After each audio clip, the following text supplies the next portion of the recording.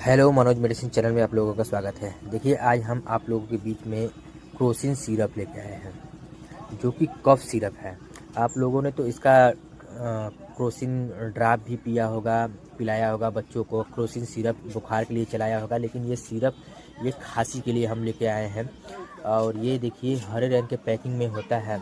ये औषधि है, समझिए गजब का औषधि बनाया गया है। जैसे कि इसमें क्या क्या मिला है, लौंग, इलायची आदि, अदरक का स्वाद, इसमें अश्वगंधा, बहुत से जड़ी बूटियों से इसको बनाया गया है।